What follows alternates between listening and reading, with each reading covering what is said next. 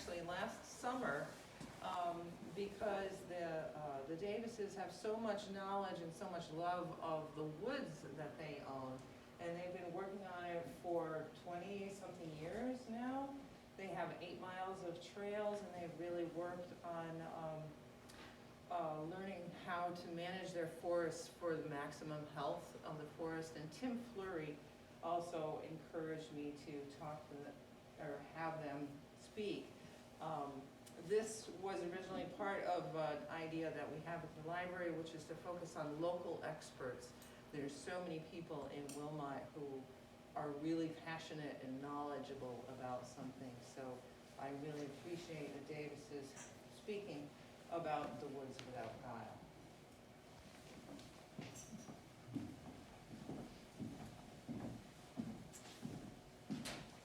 So welcome, everybody. Glad to see so many faces that we know. Friends, foresters, dirt dudes. Woods Without Gile, our journey to the land that time forgot. People have asked us, how did you come to own this land?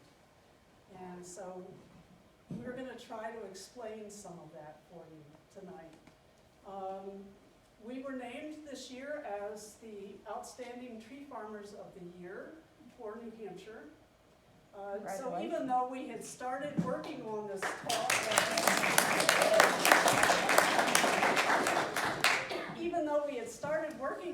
talk, last year, it really gave us an extra nudge to open it up and talk about this land that we love so much. You should know that we will, in conjunction with this, we will be doing a hike on the property in July with Osmond Sargent, which holds the conservation easement on our property.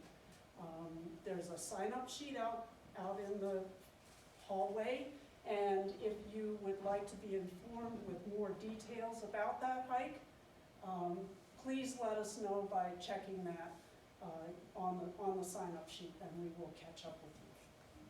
So, with no further ado. So we've gone from rookies. We bought the land in 2002. It became a tree farm in 2009. So 2009 to 2022 is a pretty short time frame to become the Tree Farmers of the Year. This is a really large honor for us. We are still sort of in shock that we've received it. Some of the other folks who have received this award in the past are Bob French, Dick Webb, many friends that we have gotten to know over the years, people that I consider as friends and mentors. So how did it happen? Well, we couldn't have done it without the help of many, many professionals. In fact, Tim Fleury, who's in the back of the room here tonight, would tell you that he was one of the first people I called. We lived in Illinois at the time, and we did a, what if we could sell our apartment building in Chicago and live somewhere else? And you know how you sit around the kitchen table and kind of dream about stuff? Well, one day, somebody called us and wanted to buy the apartment building. And I said, well, it's not on the market, but can I call you back tomorrow with a price? and 2 months later, I was on an airplane headed to New Hampshire to look for land. Mark and I looked at somewhere between 45 and 50 pieces of land.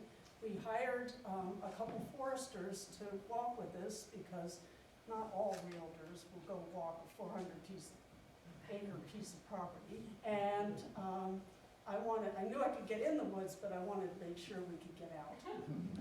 So Tim Fleury, I was in Chicago, he was in Boscawen at the Merrimack County UNH office, and he sent me a list of foresters.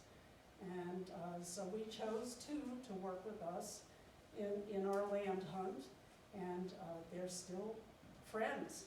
And we saw some amazing pieces of land. So how did the journey begin? Why a conservation easement?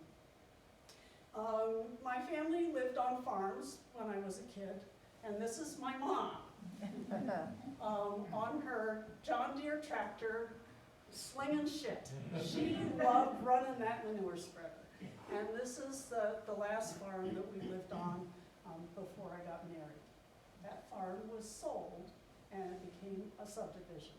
Oh, boy. And it really, it might be too much to say it broke my mother's heart, but she was very sad for a long time about that.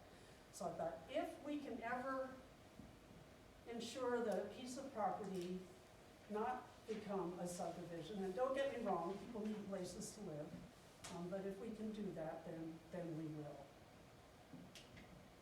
So here we are. This dog right here, that's Skitter.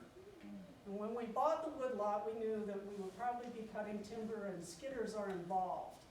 But I promised Mark that the dog would be the only skitter that we would have in our lives.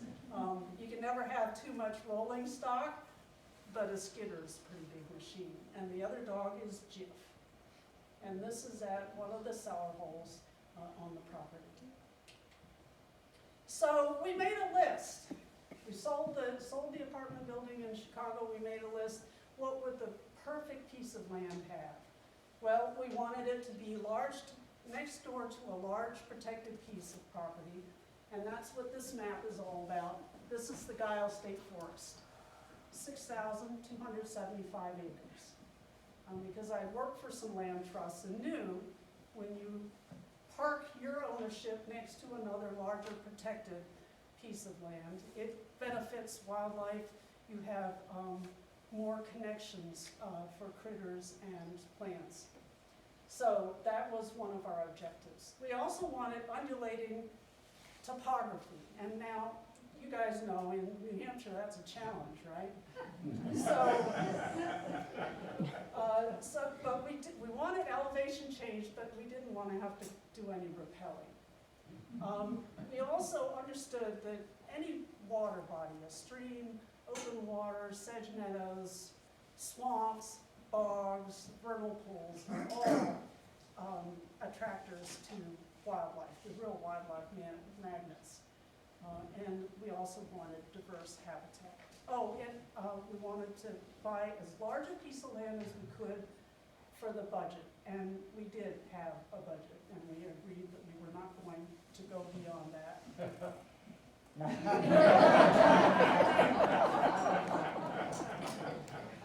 Talk about that one. So how did this property get its name? Well, we established an LLC, a limited liability company, and you have to name your company. So I met with a lawyer in New London.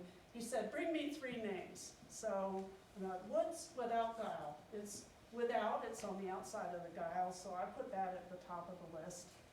And I go in and I've got my little sheet of paper and I hand it to him, and he starts to laugh.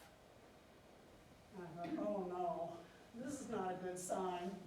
And he said, you know, I see a lot of business names come across my desk, but clever isn't usually part of it. So here we are, back with a little bit larger image of the LIDAR, which stands for, and I have to check my notes, this is my complete outline.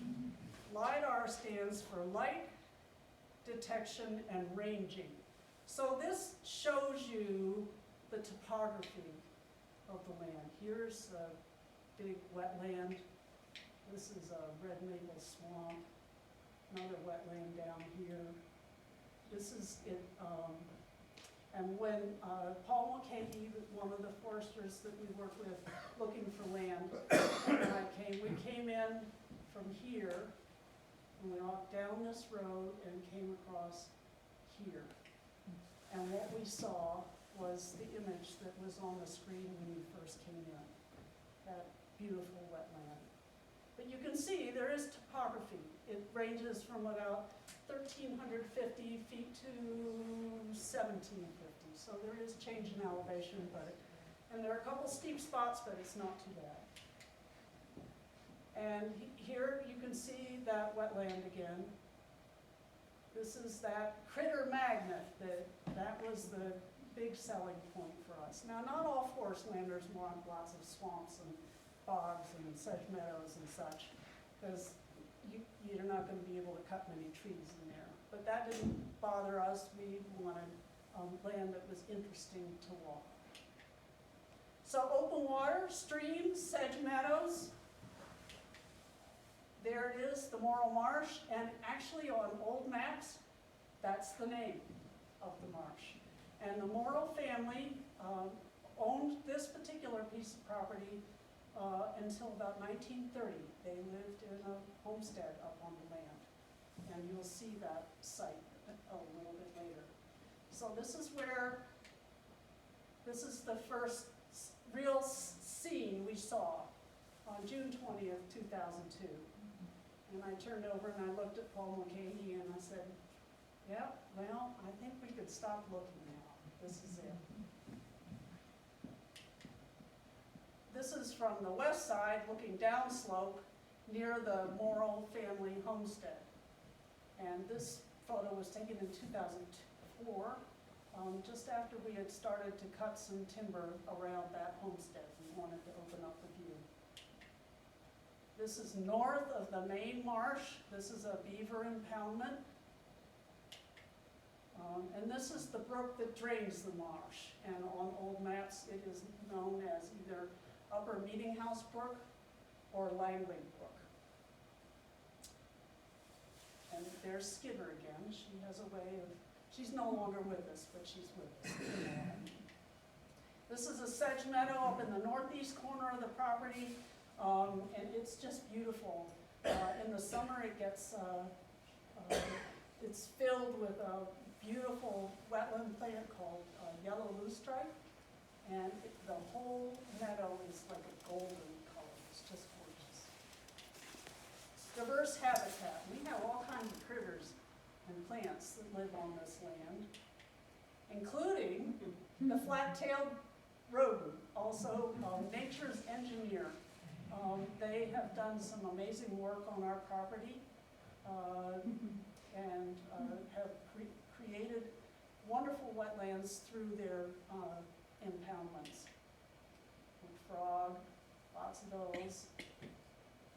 Trillium, they'll be coming out soon. Wood turtle, you don't see many of those, but we see them occasionally. They're wonderful, wonderful critter. This is blue flag, which is a native iris, and it has blackberries growing in the back, and cinquefoil and sedges and all kinds of things. This is in an area that was harvested, where the timber was harvested in 2004. Meadow fritillary, which is a member of the fritillary group of butterflies. They're all gorgeous. This is one of several fritillaries that we see on the property. Luna moth. More fritillaries on Joe Pieweed, another wetland plant, and one that we try to encourage. And orchids. On the left is lady's tresses, and on the right is a pink lady's slipper.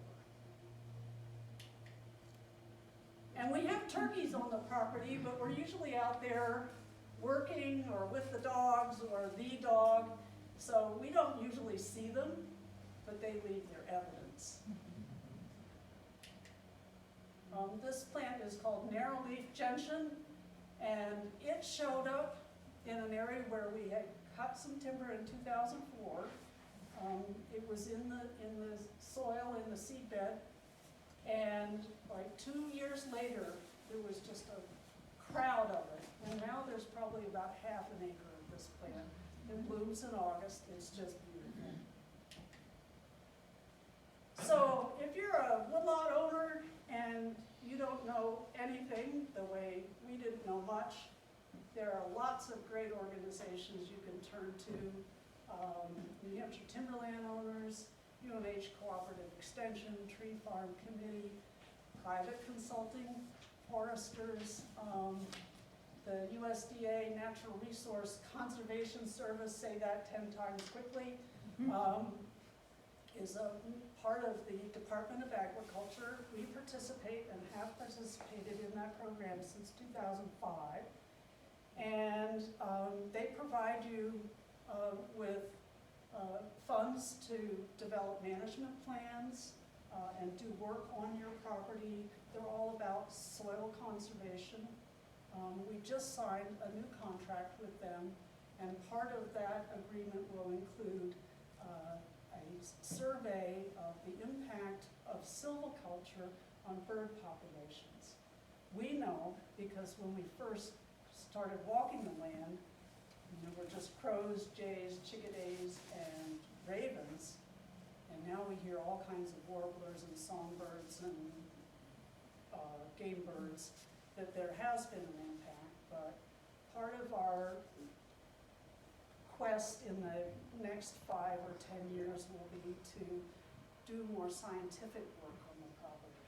So this bird study will be part of that. And then there are land trusts. They are also good sources of information, and our go-to land trust is based in New London, and that's Osborne Sargent. So this fellow is actually in the back of the room. Tim Wallace is our current consulting forester. Paul McKay worked with us until 2007 or 8, and he went to work up north. And he said, "You've got a great forester in Wilmot, you should hire Tim." So we did. He's written a management plan for us, which incorporates our goals and objectives for the land, protect the water, grow good quality wood, provide recreational opportunities, and habitat for wildlife.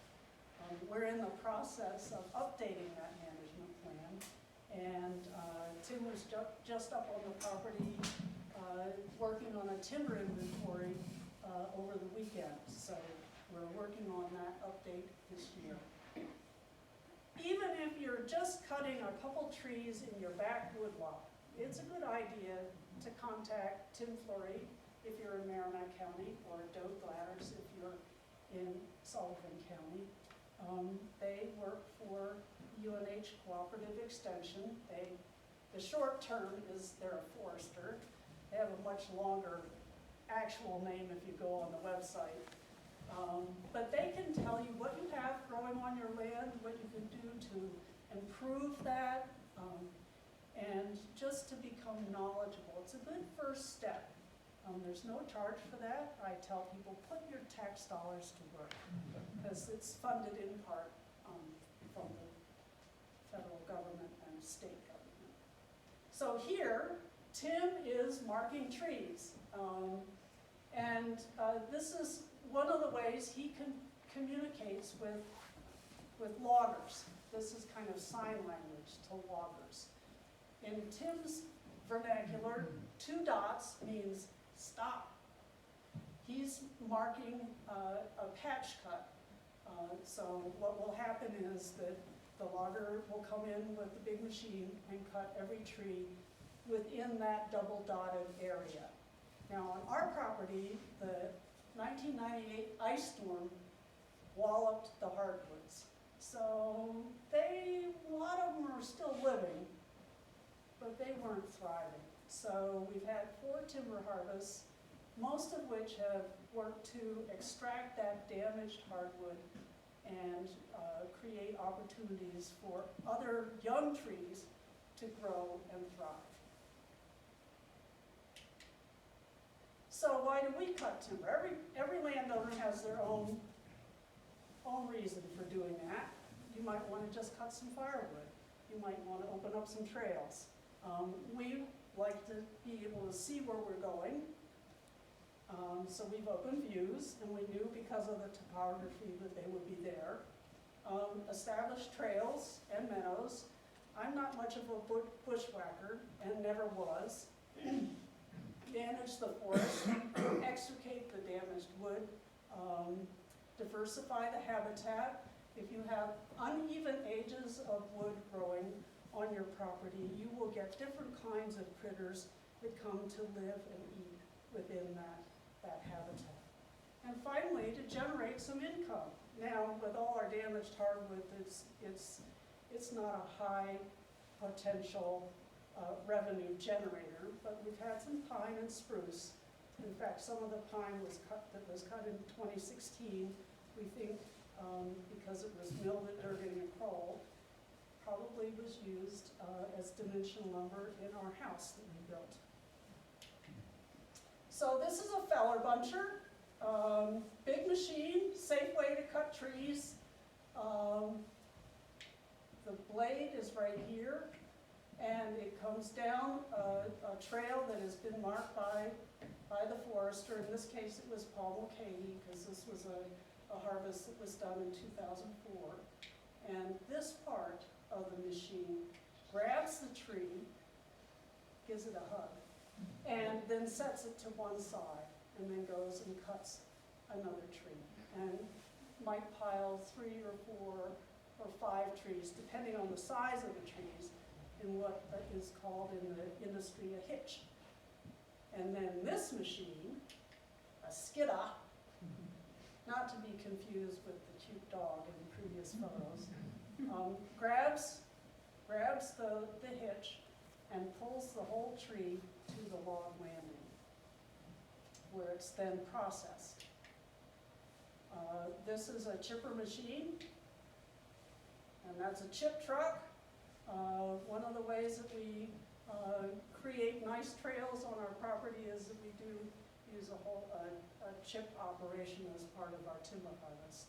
We really like to utilize any wood that's been cut. If it can't go to the mill or in the chip truck, then it goes back in the woods to decompose and feed the trees and the critters. I meant to say, if anybody has questions as I ramble on here, just throw up your hand. If I don't know the answer, we have several foresters. Have you had instances on the property in which a skidder would be too destructive and you've gone to horse logging? We have not done any horse logging. If the weather conditions decline, and because there are so many wetlands on the property, we have about a 6 to 8 week window when we can cut timber without causing significant damage to the soil. It's usually like mid-August to early October.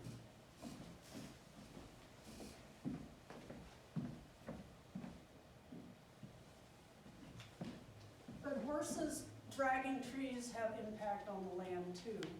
And if you're doing that when it's wet and muggy, then you're going to cause trouble doing that too. So this was from our first timber harvest in 2004. Mark is probably saying you're giving me way too much information. This is the machine that cuts the raw logs into, the whole tree into a log length that then gets loaded onto a truck and hauled off the property.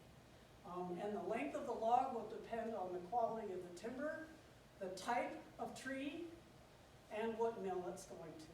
And there are other factors too. And this is the Morrow Meadow Marsh in the background, and this is a log landing. These are waiting to be hauled off the property. I think it was November of 2010. But neat processed logs ready to generate a little bit of revenue. Here's a load of logs going south on Fowlertown Road, which is the road, the Class 6 road that we travel on to get to the property. And obviously this is in late fall or early winter of 2004. This is Paul Mulcahy in the midst of a patch cut in 2004. One of the objectives was to leave the softwood that was doing well right here. You can see some of those damaged crowns on the hardwoods back here. And this is what it looks like 3 years later. So do we plant trees? Not on 500 acres. In New Hampshire, we're lucky they grow back. And this site is growing back to softwood. We have hemlock, spruce, fir, pine, and you can see some more mature trees in the back that were left to provide seed for future generations. Open views. So here's looking on the west side of the Morrill Marsh. This was, I think, in spring of 2005. And you can see, you know, a pretty defined line here on that eastern shore. This we eventually stumped and cleared and made into a meadow, sowed it with native plants. This is a dug well. We left that tree so we knew where to find it. This is 2010, that same, or pretty close to the same site. You'll notice that there's not as much water in the wetland. The hurricane a couple years before that had blown out the beaver dam. So without the impoundment, the water level declined. So through the Natural Resource Conservation Service, we had a practice of creating little patch cuts. We called them, Tim and I named them lollipop patch cuts, because you had a narrow opening near the shoreline, because you didn't want to mess with the shoreline, and then open up upslope from the water. And the goal was to provide building materials and grub for the flat-tailed rodents. And so that's Ragged Mountain, which we can see from the Morrill Meadow. There's Ragged Mountain again, but we're on the west side of the property. This was a patch cut in 2004, so all the trees were cut in this area. And this photograph was taken on Sunday. So do the math, you can see how quickly those trees can grow. Here's another view that we opened. This is on the south side of the Morrill Marsh, looking north. And we call it Otter Point because, yes, we saw river otters there once. And it's a view that we have kept open. In fact, had a fellow with a brontosaurus machine go through there last fall to reestablish a trail that we have in there. This is on the west side of the property. This was cut in 2004, and this is, again, about 3 years later. Now this pink plant, this pink plant is called steeplebush. It's a native shrub that's a cousin to spirea. So, no, that's not purple loosestrife, which is a very nasty invasive plant. Steeplebush belongs here and is a lovely shrub to see out in the open woodlands. But all this area, the blackberries coming in and the young softwood trees coming in, provides a very great habitat for moose, game birds, songbirds. The moose will browse in the wintertime the tops of the little hardwood trees. They shore them right, it looks like somebody just came with hedge clippers and just took the tops right off of them. There's another view of the marsh. These are all wetland shrubs because it's close to the wetland. This is sedge all in here. And you can see again, this is 2016 before the beaver had returned. You can see the patch cut right here, but the water is still not as high as it was when we purchased the property. The beaver are back, and we now have more water in that area than we've had in 20 years. Another view, this is another wetland area. Obviously, it's in the fall, but look at the great diversity in that woodlot with the red maples, the sugar maples, the pine, spruce, fir. This is a wetland plant. It's actually called cotton grass, but it's a sedge. And it's called cotton grass because the seed head looks like a cotton ball on the top of it. Another view, obviously in the winter, but a lot of softwood. Here's the meadow that we created, and you can see just right here is ragged, and over here is kearsarge, and Skidder the dog, not the machine. Here's another view of the wetland. This was probably in early winter of 2004, before we had cleared the meadow area. Established trails. I don't like to bushwhack. It's too much like work. So if you have big machines on your property, it's a lot easier to work with your forester and say, here's where I'd like to have a trail. So that's what we did. And this is what we do when we closed out a timber harvest. We build what are called water bars. This is one right here. And there's another one, you can't really see it, but it's up here, to ensure that the soil doesn't wash down the side of the hill. We seed it, mulch it with hay, and call it good. And actually doing this in late fall, early winter when there's snow on the ground and you're spreading seed, it's great because you can see where the seed has gone down. This was 2005. And before we bought the tractor, this is how we got hay up the hill.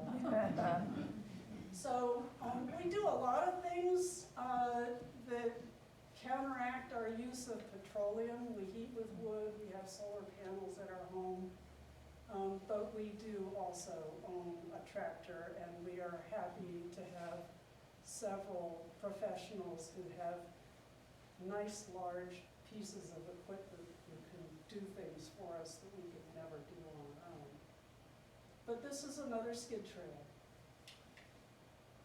There's one that's grown in.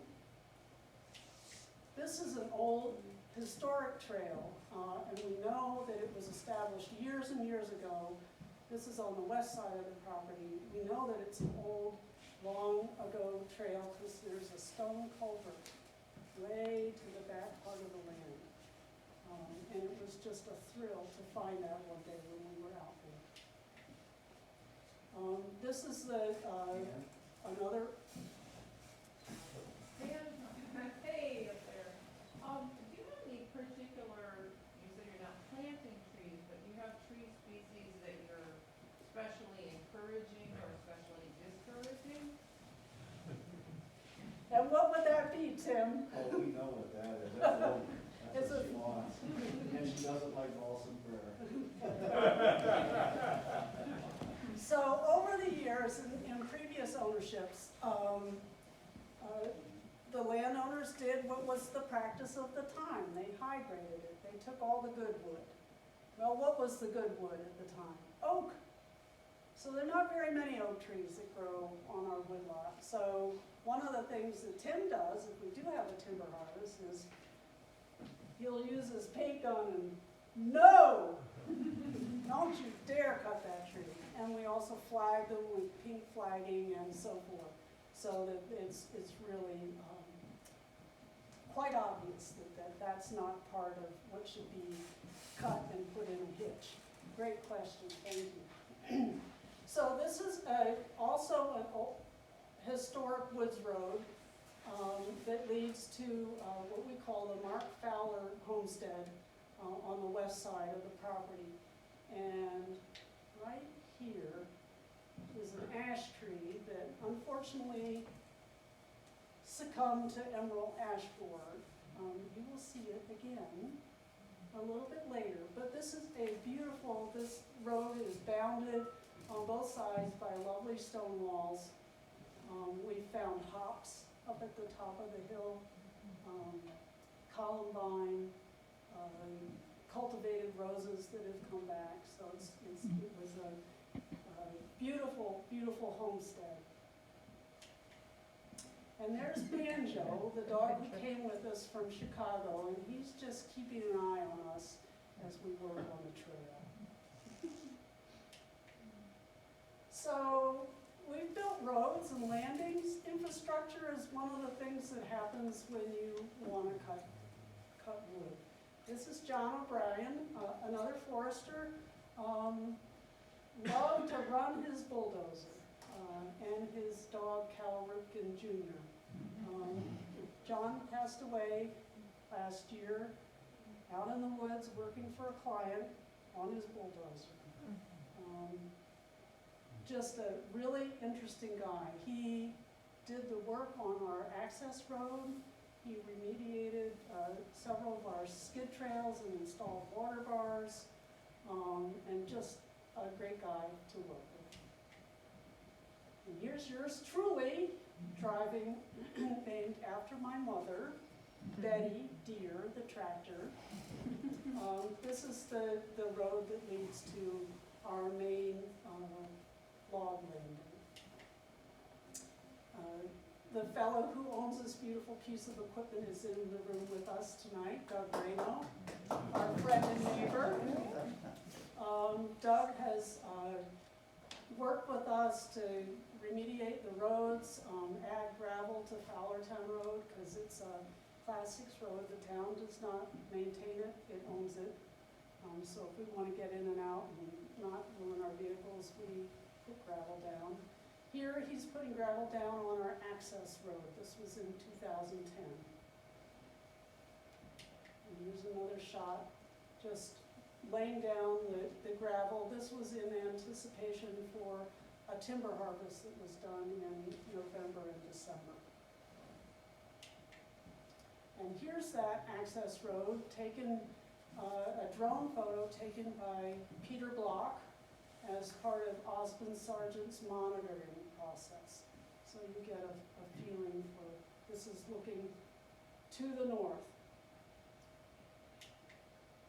This is a log landing that we established that's off the access road.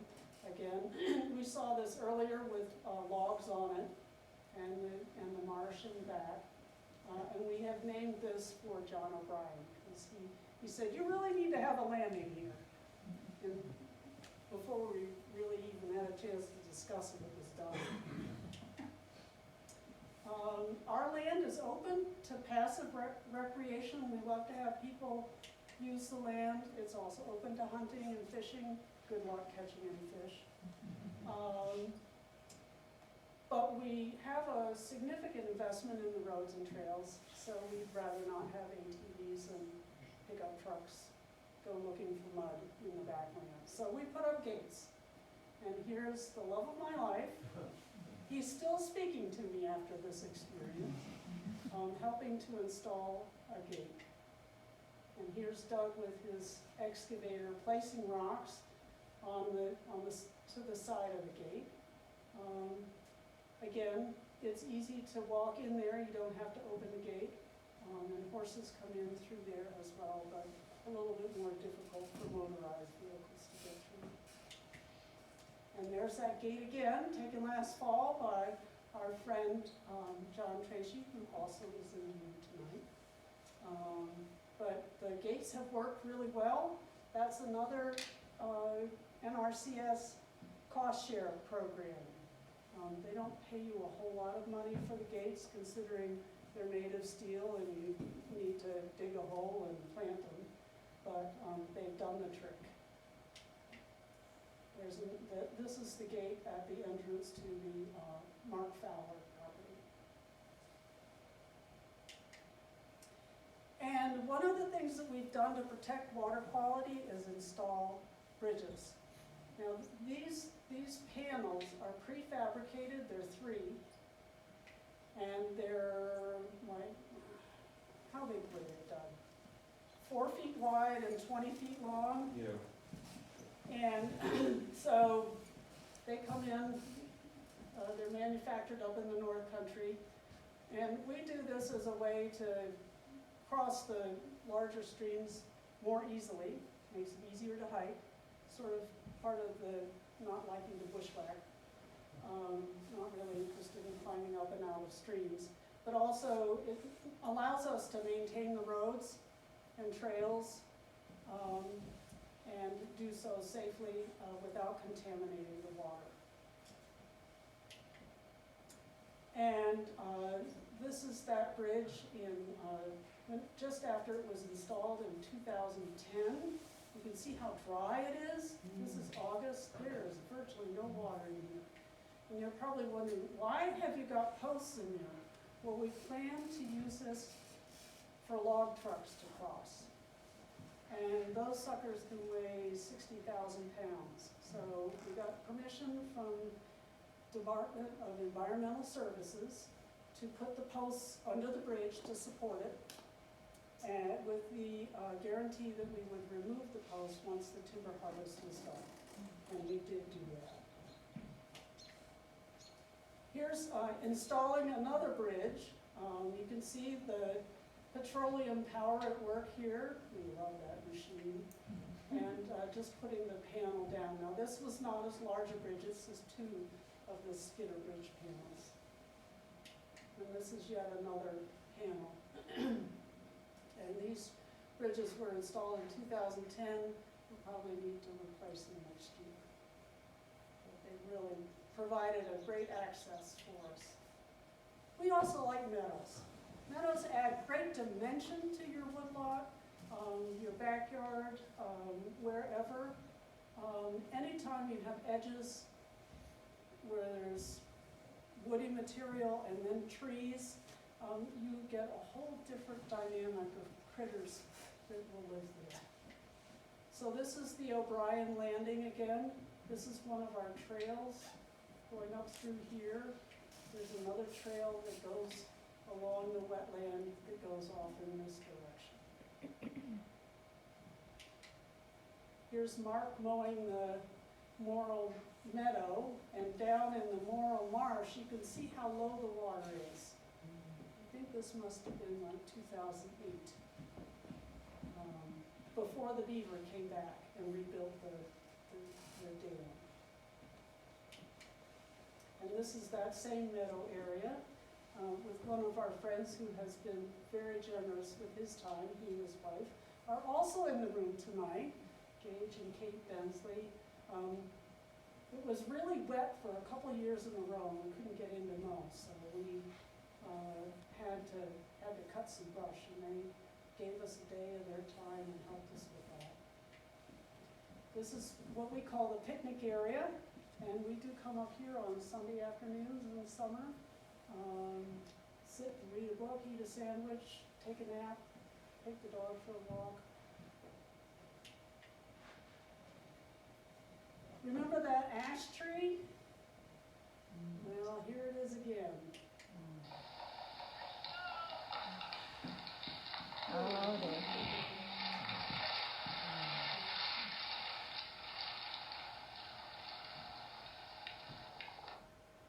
So speaking of emerald ash borer, let me go back.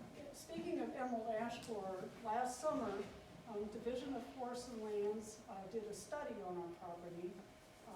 They did chemical treatment on some of the ash trees that were still living, and they also released a wasp that is a predator on the emerald ash borer. So they will study that area for about the next, I think 3 years, they say. So again, we're trying to allow entities to use the property for research we hope will benefit other forests and owners. That helped heat our house, that tree. So we do lots of other work on the property, and here we go. This is a beast, this machine. It's a mulcher, and you feed it with a bale of hay, and this is what happens. So we did that to ensure that the roadsides, when we rebuilt this section of the road, that they wouldn't wash down into the ditch. We also maintain our boundary lines, and Pierre Bedard and his wife are with us this evening. Pierre surveyed the entire 470 acres of the property. He's also a forester, and we knew we wanted a surveyor who could get out on a piece of woodland and find his way around some pretty rough areas. And Pierre was just a dream to work with. So this is one of the historic stone markers. This is near Upper Meeting House Brook. This is another marker.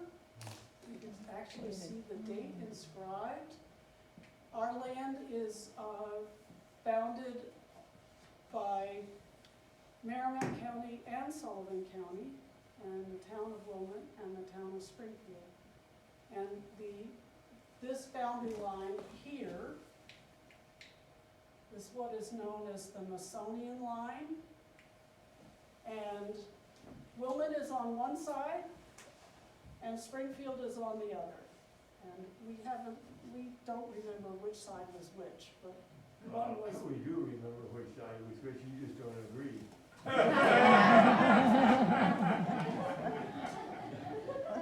Anyway, this is one of the wonderful things that you find when you just go out in the woods. Even if you have just 2 acres, you can find just really interesting things out there if you look and spend a little time.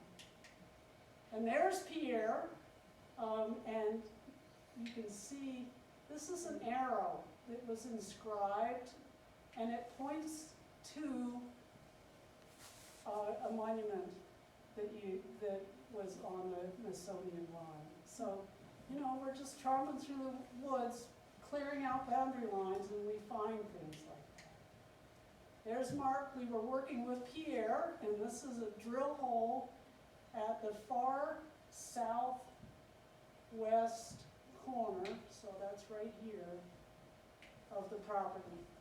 And then we inserted a piece of rebar and painted it, because there was no real monument there before. In fact, the state wasn't sure where part of its boundary line was.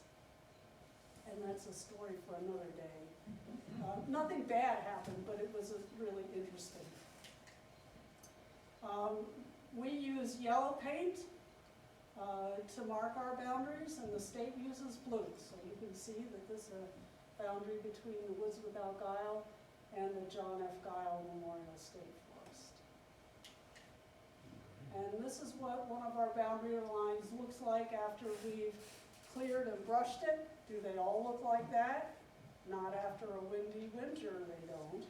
But it makes a nice trail to go around the property, especially on the west side of the property where it's a little bit higher. And we have fun.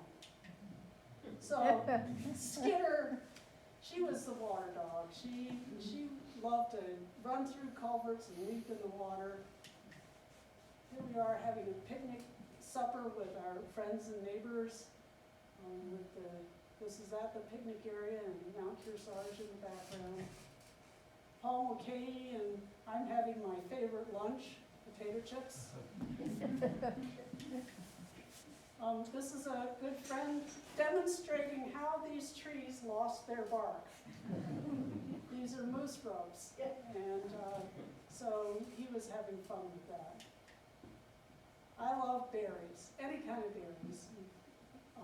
The access road that we built, we've named Blackberry Boulevard. Well, you can call it what you want, right? And so we have lots and lots of blackberry bushes that grow along there. The bears like them too, so we're careful. So does Tim Wallace. Yeah. And Skitter liked berries too. And the first time I was out picking berries and I heard this, and I looked down and there she was. I'm picking up here and she's down here picking berries. It was just a lot of fun. This is Mark with his childhood Cub Scout friend. Bob Druzadal came from the Cleveland, Ohio area and spent a weekend working with us seeding and mulching trails. He slept really well that night. And here's my best imitation of pistol packing mama.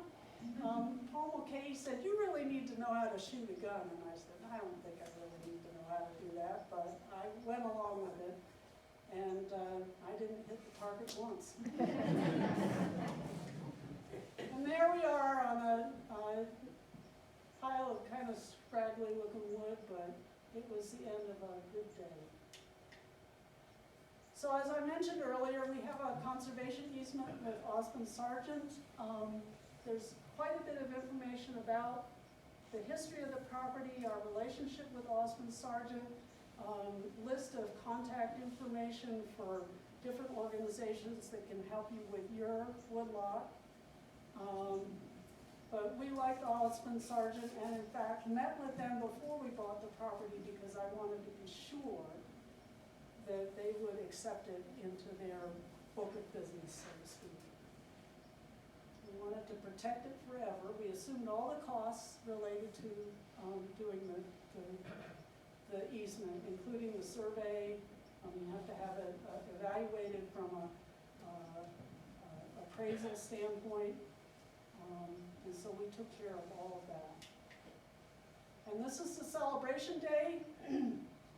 In 2008, the easement, which is actually a real estate transaction, closed in December of 2007. And we had about, I think, 60, 65 people came out for the hike to celebrate that event the next year.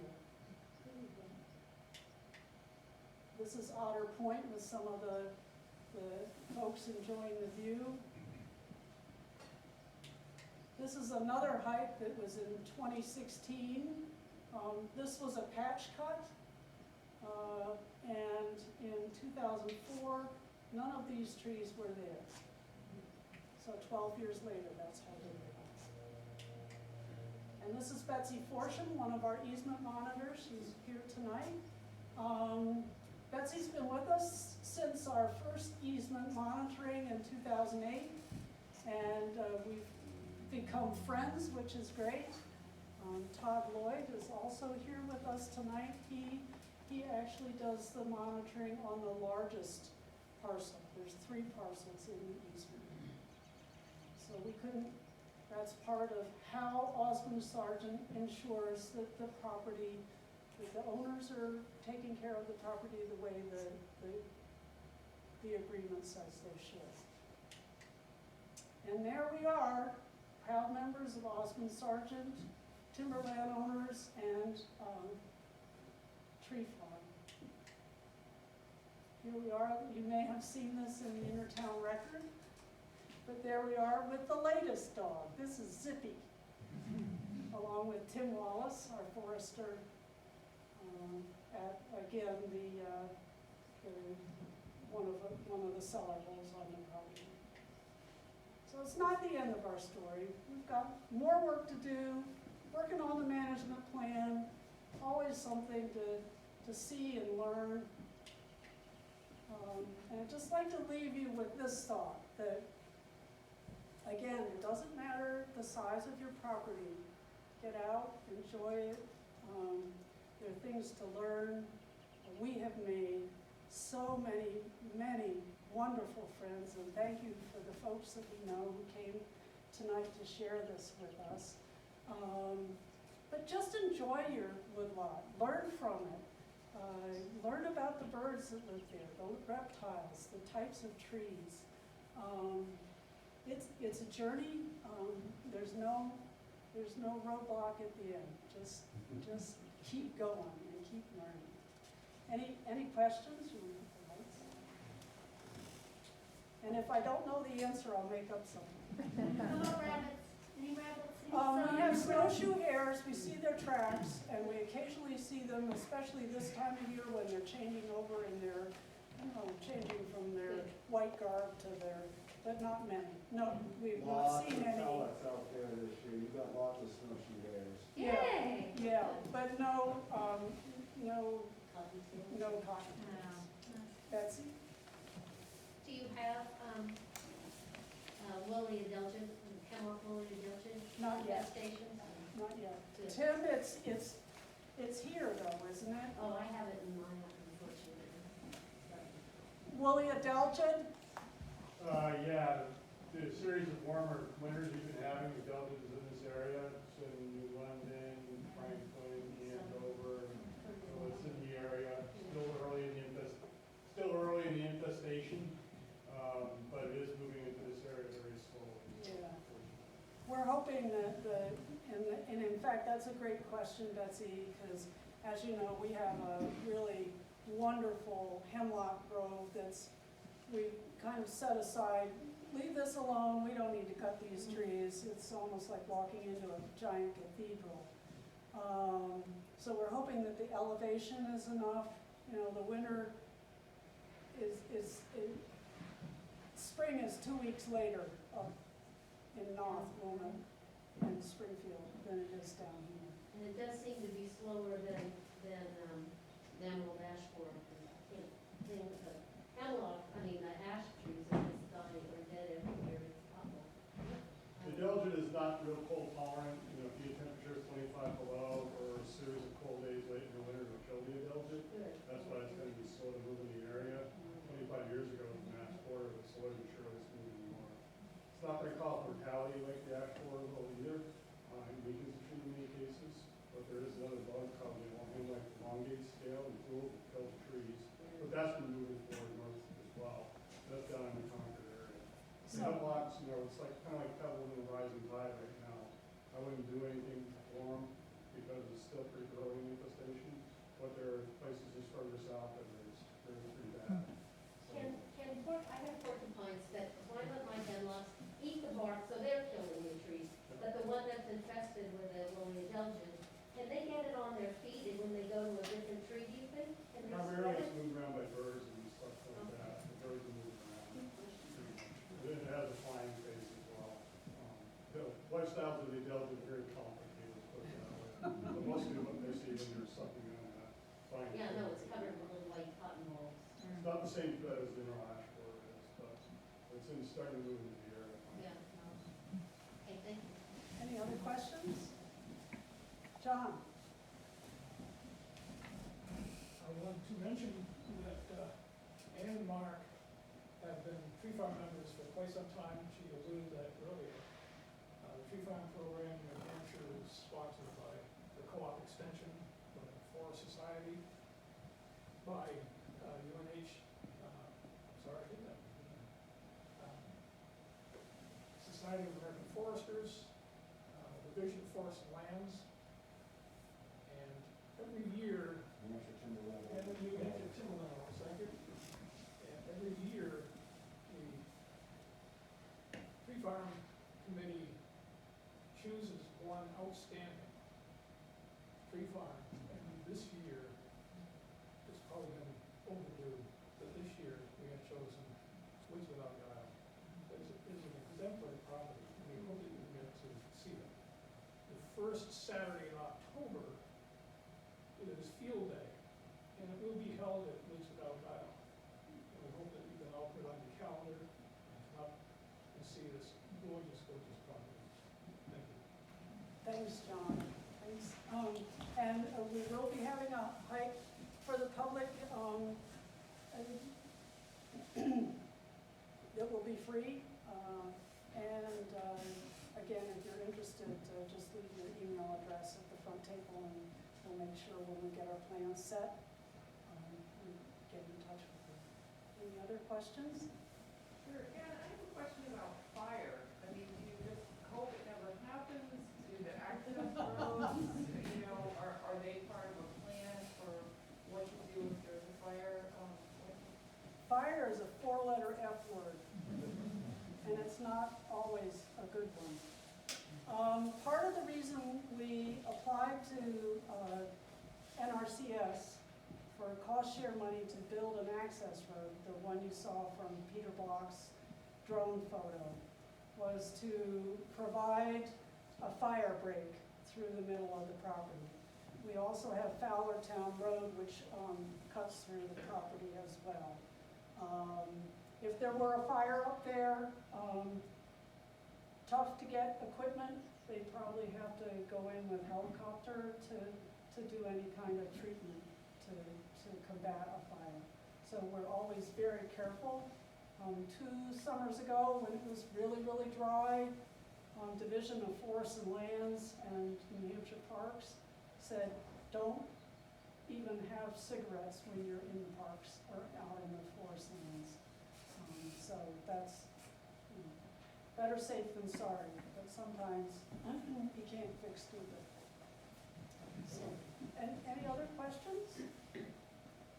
Well, I'd just like to thank you all for joining us tonight. This has been a thrill of a lifetime for us. You know, many people have dreams. We are really lucky to have been able to see ours come true. And thank you for sharing with us tonight. Congratulations.